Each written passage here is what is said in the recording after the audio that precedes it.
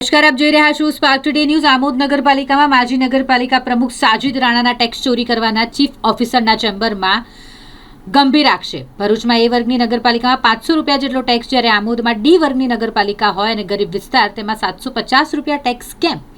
આ સવાલ ઊભો થાય છે। ભાજપના બોર્ડમાં ભાજપના જ સભ્યોએ નગરપાલિકામાં ભ્રષ્ટાચાર થાય તેની તપાસ થાય અને પછી બિલનું ચૂકવણું કરવામાં આવે તેવી લેખિત મૌખિક રજૂઆત છતાં પણ બિલોનું ચૂકવણું કરી દેવામાં આવતા આમોદ નગરપાલિકા માજી પ્રમુખ રોષે ભરાયા અને મીડિયા સમક્ષ આવી નગરપાલિકામાં થતા ભ્રષ્ટાચારને ઉજાગર કર્યો। નગરજનોના અનેક મુદ્દાઓને લઈને નગરપાલિકાની ચેમ્બરમાં ચીફ ઓફિસરને રજૂઆત કરી। હું માજી નગરપાલિકા પ્રમુખ સાજિદભાઈ રાણા। સાજિદભાઈ, શું સમસ્યા હતી કે આજે નગરપાલિકા ચીફ ઓફિસર પાસે આવો? આજ રોજ આમોદ શહેરની અંદર તમામ વિસ્તારોની અંદર ગટરો ઉભરાઈ રહેલી છે।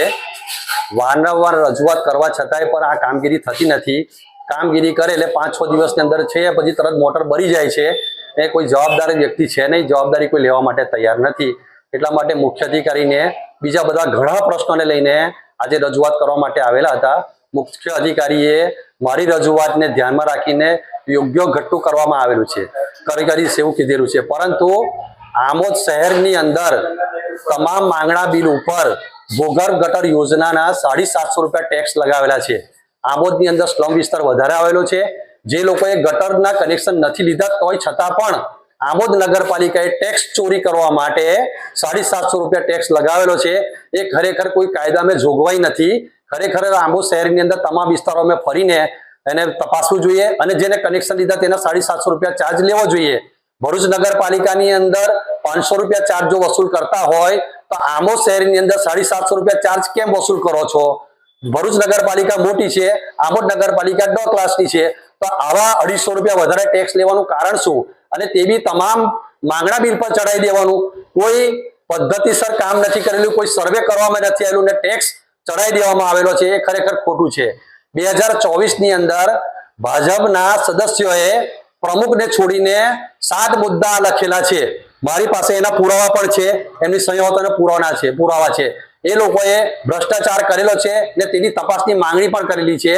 આજે 2024 થી એક વર્ષ પૂરું થયા છતાંય આને કોઈ તપાસ કરવામાં આવેલી નથી।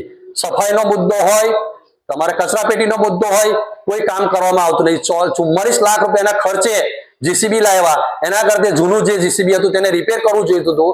નવા ટેમ્પા લાવેલા છે, તેને રિપેર કરવા જોઈતા તો નગરપાલિકાના પૈસા બચત।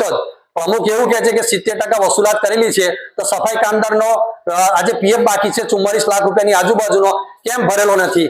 જ્યારે આંદોલન લઈને આવે છે ત્યારે પ્રમુખશ્રી તરફથી એવું કહેવામાં આવે કે તમે પાર્ટી જોડે જોડેલા છો, તમે હાય હાય બોલાવો છો, તો તમે સીધી રીતે ના માનતા હોય તો પબ્લિક રસ્તા પર આવવાની છે। એ સ્વાભાવિક વાત છે। શું મુદ્દો છે તમારો? ઉપપ્રમુખ અગાઉ નગરપાલિકાની અંદર 12 સભ્યોએ તમે ભ્રષ્ટાચારના મુદ્દે તટસ્થ તપાસ કરીને ચીફ ઓફિસરને જે લેટર લખ્યો હતો અને અત્યારે એનું બિલનું ચૂકવણું થઈ ગયું છે, જે બાબતને લઈને તમે શું કહેશો?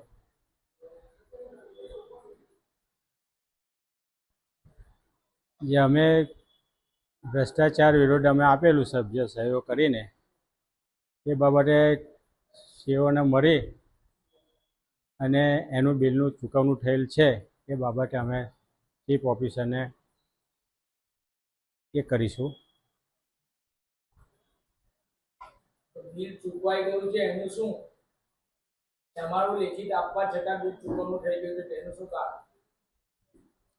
એનું ચીફ ઓફિસર સાથે બેસીને એને બિલ ચૂકવણું કર્યા બાબતે અમે સાહેબને રજૂઆત કરીશું ને કેમ ચૂકવાયું છે એ બાબતે સાહેબને જોડે અમે બેઠક કરીશું। તમે સરકારમાં છો તેમ છતાં પણ તમારે આટલી હદે અરજીઓ કરવી પડશે, તેની પાછળનું કારણ શું? તમારું કોઈ અહીંયા સાંભળતું નથી? ના, એવું કંઈ છે નથી। અમારે થોડો પ્રોબ્લેમ આવે છે તો એ બાબતે એવું કંઈ છે નથી કે અમારું કોઈ સાંભળતું।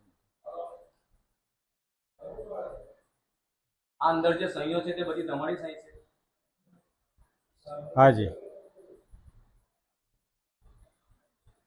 ગીતાબેન, આજે 12 થી 13 મુદ્દા પ્રત્યે જે ચીફ ઓફિસરને તમે ભ્રષ્ટાચારના મુદ્દાઓને લઈને બિલ અટકાવવા પ્રત્યે કામગીરીની અંદર ભ્રષ્ટાચાર થયો હોય તે બાબતે રજૂઆત કરી છે અને આજે તેનું બિલ ચૂકી દેવામાં આવ્યું છે, તે બાબતે શું કહેશો?